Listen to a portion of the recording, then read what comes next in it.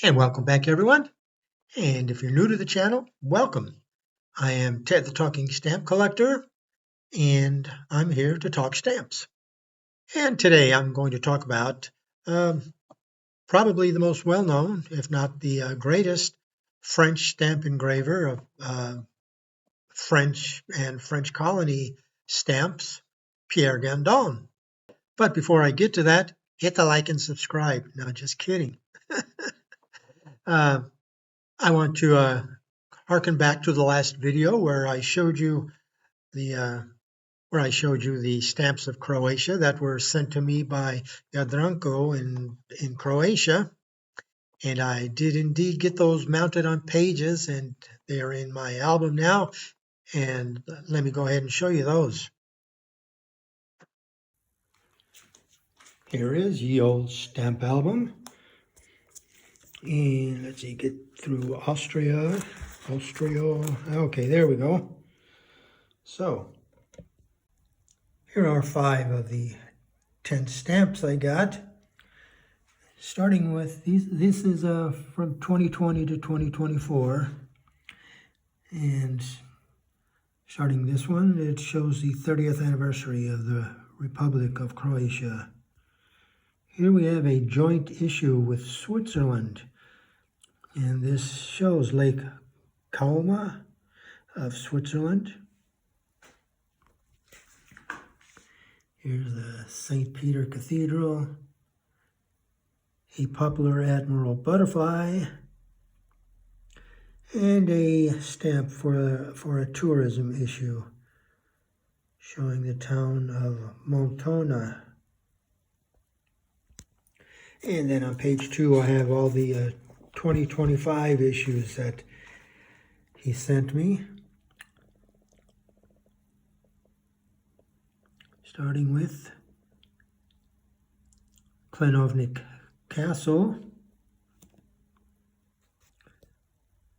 a carp. This one was a Europa issue with the theme being National Archaeological Discoveries, and this shows the amphitheater at Salona. And then the co-cathedral of Saints Peter and Paul. Oop.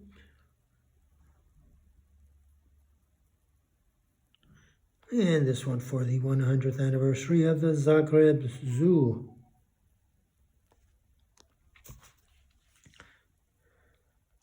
And depending on how fast or slow postal delivery is, I should have a stamp order to share with you in my next video.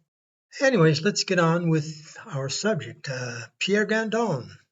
A couple of episodes back, I talked about another French engraver, Albert Descartes, and he and Gandon were contemporaries. Their lives overlap almost exactly. Their birth dates and their death dates are just a few years apart, and they share similar histories. They both displayed an early aptitude for art, and they both attended the École Estienne in Paris. And 2 years after Descartes won the 1919 engraving art award at the Grand Prix de Rome, Gandon won the Grand Prix de Rome for his engraving of Prometheus. And unfortunately, I could not find an image of this engraving anywhere on the net. Now, Pierre Gandon came from a artistic pedigree. He had an artistic pedigree, I should say. In fact, his father engraved some stamps for France. And here is an example of one of his father's stamp engravings from 1939. That is the Strasbourg Cathedral. All told, his father engraved a total of 12 stamps, 3 for France and 9 for some French colonies. And though young Pierre Gandon had a fascination with stamps, he loved their colorful images and the exotic place names on them, but he never actually took up stamp collecting. In his early career, he worked as a painter and a book illustrator, and he became acquainted with the Brussels publishing house Editions du Nord in 1919. He illustrated a number of books for the likes of George Sand, Stendhal, and Kipling. Now, I couldn't find any information on uh, how he actually uh, came to the attention of the of La Poste and how he got his first engraving job. But his first stamp came in 1939 for French Morocco. It's this one here. This is just one from a set of 5. They all have the same design. 1939. Actually, I believe it was actually issued in 1940, but he did the work in 1939. But his stamp work didn't really start in earnest until 1941. After answering an advertisement in a newspaper, he obtained the right to design Femme Indigène for the French colony of Dahomey. That was his first stamp series in 1941. In that same year, he had an engraving of a stamp designed by Lamagny for the National Seamen's Relief Fund. And a few weeks after that, he designed a stamp for the of the Arms of Rheims, which was the first French stamp both designed and engraved by him. However, in 1944, he ran smack into a roadblock. It seems that in 1942, he uh, designed this stamp for the Vichy government of France. And in 1944, after the liberation of France, postal authorities, the government found out he had worked for Vichy government, and he became persona non grata, and he was taken off the roll of stamp engravers. For some reason, though, he was the only one singled out. He's not the only one who worked back in 1942 for the Vichy government, but he was the only one that was, punished for it. His banishment was short-lived, though, only 3 months.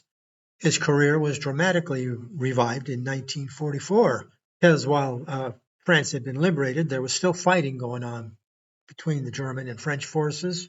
And while all this fighting was going on around him, he got a call from the head of the French post office telling him that General de Gaulle needed to select a new stamp, a new definitive design the next morning. So Gandon sat down in his, blown out studio and went to work designing it.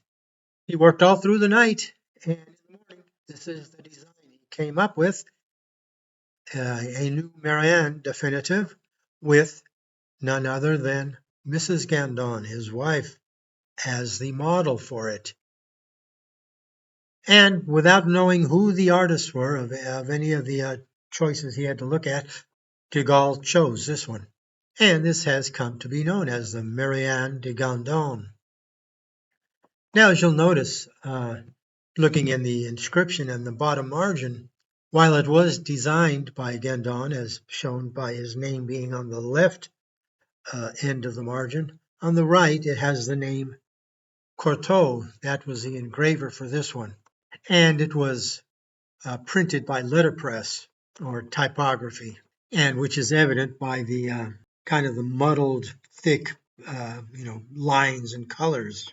However, Gandon did engrave another version, another die, which, as we can see here, on the second and third stamp, those are his design, and they are both engraved by him. And if you look closely, you can see the much finer and detailed engraved line work done by Gandon. Gandon loved birds. Whenever he took a break, he'd love to go outside, light up a cigarette, watch and listen to the birds outside. And in 1960, he designed this set for French nature protection. And this set is notable for being the first set printed with a new TD6 press that could print 6 different colors. Now, among his most spectacular works, and popular at that, is this 1955 stamp for French Polynesia. It features a young Bora Bora girl, and she is based on a dancing girl named Tumata Teutau, who Gandon had seen in a film. Gandon twice won the Grand Prix de l'Art Philatelique, the Grand Prix of Philatelic Art for France, for his engravings. Actually, he won 4 times, but twice for his engraving. Here we see one on the left where he did an engraving of Cézanne's The Card Players in 1962. And then in 1964, he also won for this engraving of the Tapestry of the Lady and the Unicorn. And here's a couple of other stamps that showcase his artistry. In 1947, he did this set of airmail stamps on with mythological themes. And probably the stamp I most see or hear or read cited by other collectors as their favorite, either their favorite engraved stamp or favorite French stamp, is this one, the Gull over Paris from 1947, Scott number C22.